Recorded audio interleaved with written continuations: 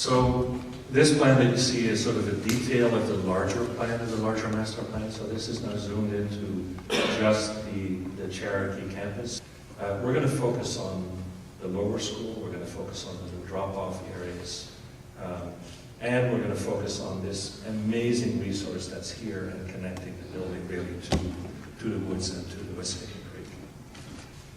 But what we also wanted to do is we didn't want to just have some work sessions with the teachers. We also wanted to have some sessions with the kids. And so here are some photos where we had groups of boys and groups of girls where we put images up on the screen and began to talk with them about what their expectations were about teaching spaces and what they liked and what they didn't like, sort of as a way to sort of begin that dialogue as well. And it's really it's amazing how much you get out of those discussions as well. And you see here we had photos and images actually on the wall, and they had colored dots, and they were able to sort of give their favorites and what they really liked. These are short periods of time and with lots of kids in the room, so we wanted to sort of break it down into some simple discussions and to sort of see what they were interested in. And we'll probably do this again as we get a little bit further into it, but it's really inspiring, and I think it's really important to the design team to realize that we're designing for these kids. We're not designing for somebody else. This has to work for the kids and the teachers in these spaces.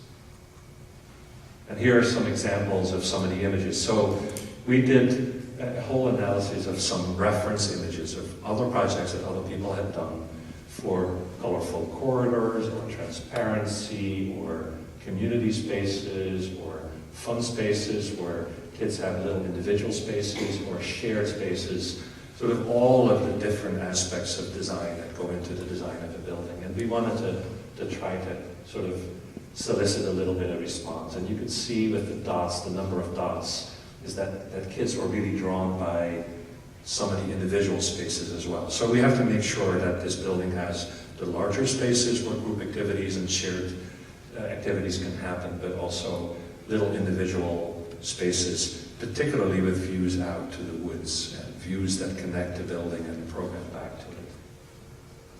Yeah, these are, by the way, some images of the D School.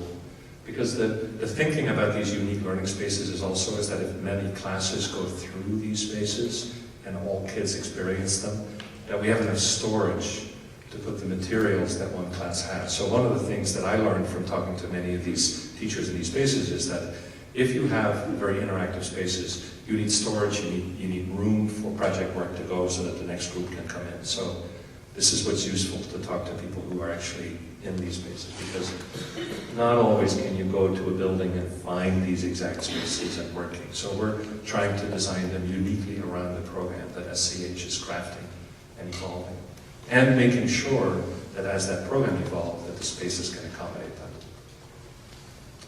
So let's go back to this site plan, and let's point at the sort of the red shaded area is the footprint of the current lower school on this campus. So that is the footprint of the lower school for girls on this campus.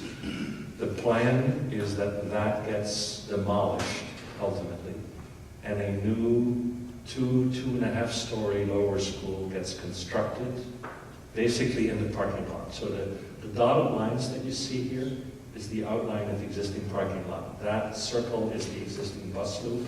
So currently the buses come behind the building, turn around, and then go back onto Cherokee. So this is done for two really critical reasons. We want the lower school to have a direct connection. So all of the green spaces surrounding this building between it and the woods would become outdoor spaces. So you're going to feel almost like in an environmental education center almost in terms of how it's connected to the woods. But also, we want to be able to construct this building while the current lower school can fully remain in operation. So the kids will stay, the girls will stay in the existing lower school buildings.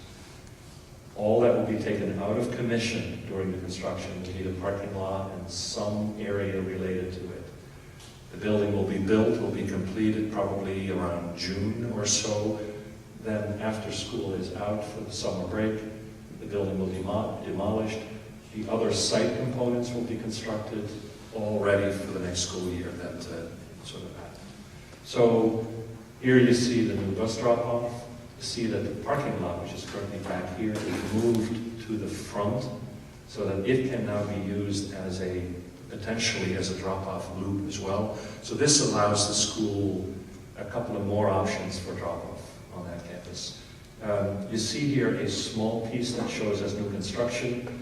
When the lower school is removed from this building, there's a new entrance point to the future middle school that would be built that will also be located on this new drop-off. So the other side of the building, the drop-off will remain and as it is today. The open space will remain as it is today. There'll be direct connections, walking connections between the new lower school and the Vare Fieldhouse, and also a new connection to the middle school because there will still be some shared spaces in this building as well. These are the beginning studies of analyzing how circulation drop-off and pickup might happen. Again, the buses would only have to come to one location on these campuses. They don't have to go between campuses. So this is sort of an early version of looking at maybe that's the bus loop, and maybe the cars would come through this parking lot and either out that way or maybe out that way. This is really sort of an illustration that there are different scenarios that are happening, and so the school can then help manage that because you never know sort of how this ultimately will happen, so we built some redundancy into it. Right now, it is quite a mess on the public roads because parents are trying to get back and forth and buses are trying to get back and forth. So we hope that by having all of the drop-off for buses on one site, that some of the congestion will be avoided. Now, of course, there's still a lot of cars around campus on those times, so it can never be completely avoided. And then these are some beginning slides talking about playgrounds and outdoor areas. So for instance, the current nature playground, I don't know what it's called, the nature playground that the kids helped build, right, that's there. The idea is that there are now more opportunities, that would be preserved, but that now more opportunities directly outside of that building. So that the kids wouldn't have to cross the road and cross the parking lot to get to those areas. You can go from classrooms or building or science room immediately to those areas. The strength or the sort of the additional advantage of combining the two lower schools in one building is that there might be multiple playgrounds with different themes so that you could really, as a child here, have more options even than today.